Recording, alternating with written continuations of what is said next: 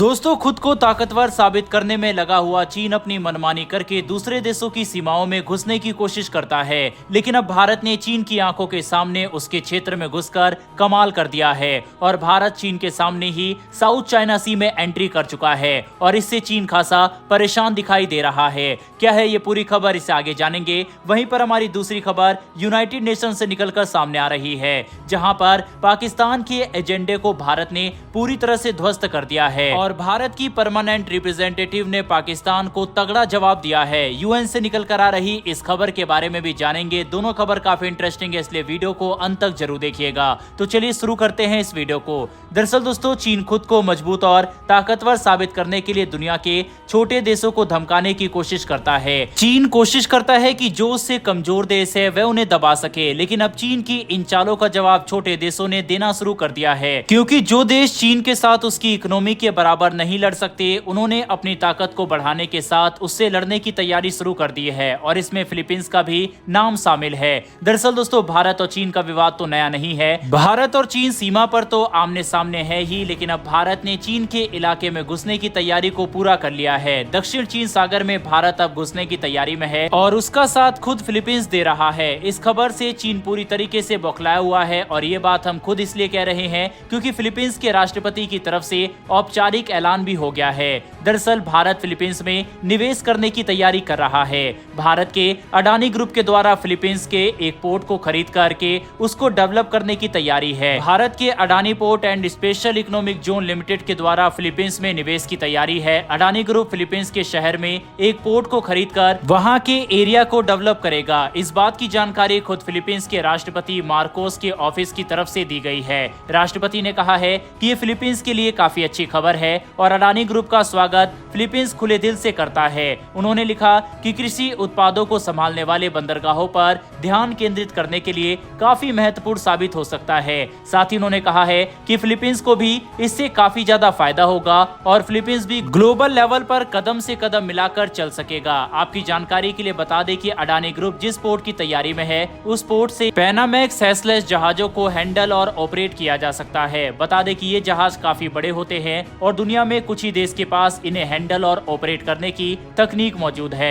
आपको बता दें, ये 50,000 से 80,000 टन तक के सामानों को हैंडल कर सकते हैं। जानकारी के लिए बता दें कि इस समय दोनों देशों के बीच यानी कि चीन और फिलीपींस के बीच तनाव काफी ज्यादा चल रहा है और दोनों देशों के बीच खींचातानी इस समय साउथ चाइना सी में चल रही है। हाल ही में भारत ने ब्रह्मोस की पहली खेप भी फिलीपींस में भेज दिया है और तनाव के बीच में भारतीय विदेश मंत्री हाल ही में फिलीपींस का दौरा करके भी आए थे। इससे साफ पता लगता है कि भारत इस समय फिलीपींस का खुलकर समर्थन कर रहा है। यही कारण है कि इस समय चीन बौखलाया हुआ है। वहीं पर दोस्तों, इस समय अडानी पोर्ट इस वक्त भारत की सबसे बड़ी पोर्ट कंपनी बन चुका है। केवल भारत में नहीं, अडानी ग्रुप ने दुनिया भर में निवेश किया हुआ है। पश्चिमी तट पर ही अडानी ग्रुप के पास 7 पोर्ट और टर्मिनल्स है। इसके अलावा ऑस्ट्रेलिया, श्रीलंका, इजराइल और बाकी अन्य देशों के साथ भी अडानी ग्रुप निवेश कर चुका है। ऐसे में अगर अब फिलीपींस के साथ भारत की डील होती है तो कहीं ना कहीं भारत के लिए भी फायदा होगा, क्योंकि दुनिया भर में चीन जिस तरीके से दूसरे देश में घुस रहा है,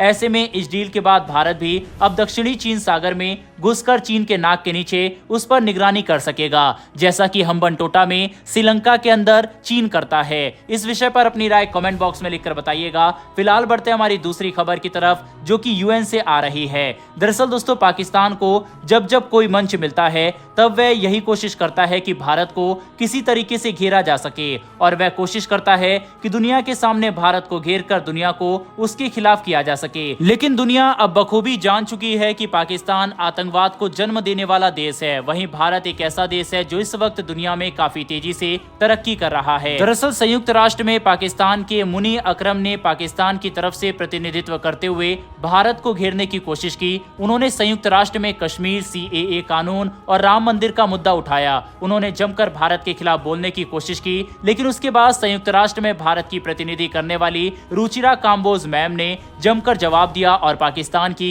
बोलती बंद कर दी। संयुक्त राष्ट्र में भारत की स्थायी प्रतिनिधि रुचिरा काम्बोज मैम ने अपने बयान के दौरान कहा कि मानव अधिकार और लोकतंत्र पर पाकिस्तान का रिकॉर्ड काफी खराब है और पाकिस्तान इसके बारे में बात ना करे तो ही बेहतर है। उन्होंने आगे कहा कि संयुक्त राष्ट्र के स्थायी सदस्यों को दुनिया को एक परिवार मानना चाहिए और शांति की ओर काम करना चाहिए। उन्होंने कहा कि शांति की ओर काम करने में सबसे बड़ी समस्या आतंक है। साथ ही उन्होंने आगे कहा कि हमें उस देश से सवाल पूछना चाहिए जो उसको लेकर डाउटफुल है। भारत की प्रतिनिधि ने आगे कहा कि धर्म और हिंसा लगातार बढ़ रही है, धार्मिक स्थलों पर लगातार हमले हो रहे हैं और ये सब केवल आतंकवाद की वजह से हो रहे हैं। साफ है दोस्तों, जिस तरह से पाकिस्तान अपना एजेंडा संयुक्त राष्ट्र में फैलाने की कोशिश कर रहा था और भारत के CAA कानून, राम मंदिर के ऊपर बयानबाजी कर रहा था, उसका मुंहतोड़ जवाब भारत की permanent representative Ruchira Kamboj ma'am ने दिया। उनके इस बयानों पर आपकी क्या राय है, कमेंट बॉक्स में लिखकर बताइएगा। बहरहाल इस वीडियो में इतना ही। इन्फॉर्मेशन और वीडियो पसंद आई हो तो वीडियो को लाइक करके हमारी आने वाली डेली ऐसी वीडियो के लिए चैनल को सब्सक्राइब कर बेल नोटिफिकेशन